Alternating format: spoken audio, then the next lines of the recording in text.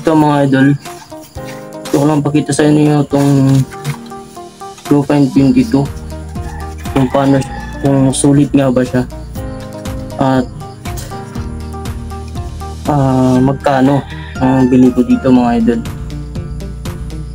at kung gaano siya katagal dumating. Ito mga idol,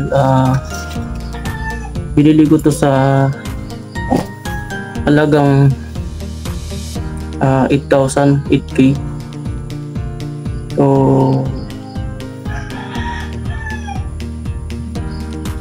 yan, Amazon to mga idol, Amazon. Pinibili ko sa Amazon. Made, ginawa to ng Australia, pero brand new siya mga idol So, gas-gas na lang siya kasi ginamit ko na. Tagal ko na rin ginagamit to mga idol.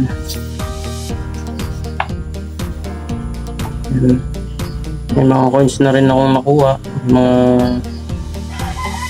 silver, may gold na rin na kahit maliit, sa mga hikaw.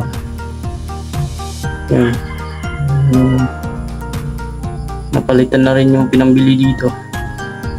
Ito naman mga idol, so ito siya mga idol, nasa 60 cm lang siya, kaya pwedeng ilagay sa bag. At dito mga idol, ayan, pakita ko lang sa inyo ang kanyang battery. Ayan, so 4 na battery siya mga idol. Ayan, so sa 2, 3, sa pang-4 to mga idol.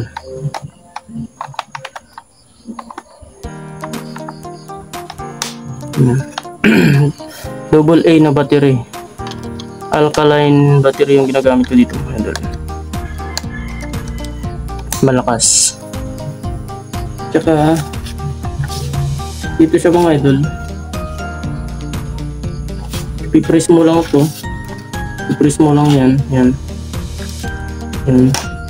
kabilaan, press mo lang siya para yan, maglalak na siya.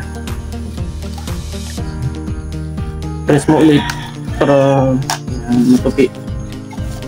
Tsaka adjustable din po ito mga idol.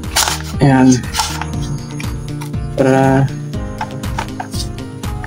kung saan ka komportable, pwede mo siyang unatin ng ganyan hanggang sigo. Ayan.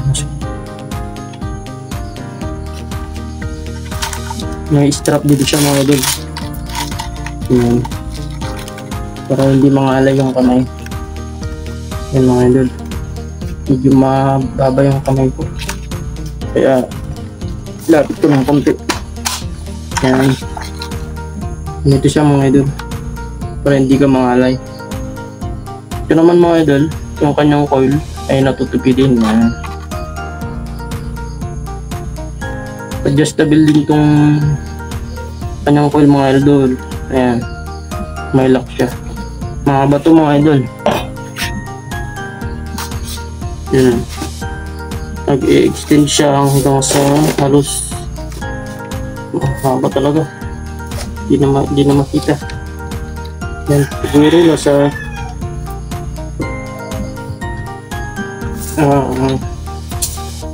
kailangan kunin ko yung metro. So yan, mahaba, isa na, mahaba talaga. So mula dito sa may kanyang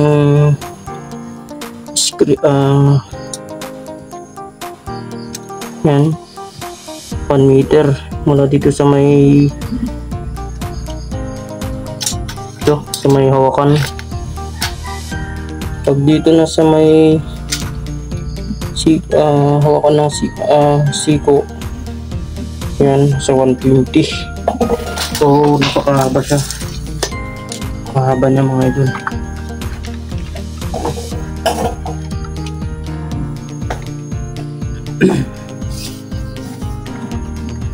So ulitan natin para hindi makapag. Yan mga idol, napakaganda. Pwedeng ilagay sa bag. Ito naman mga idol, ganun mo lang, automatic na yan. Maglalak na yan. And then press mo lang ito mga idol.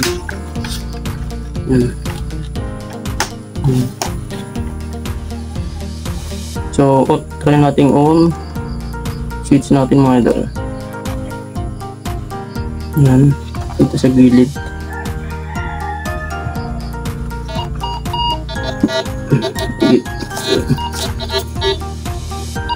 Dititik na yung cellphone. Layo natin ng konti. Yan mga idol. So 2 search mode siya mga idol. Yan. Pag bakal, yan, re-register siya dito. Yan. Pag aluminum, dito. Tsaka ito naman yung sa may ako, alambre, ganun. Yung mga pahaba, dito siya magre-register. Try natin ito mga idol. Yan. Para makita niya. Yan mga idol.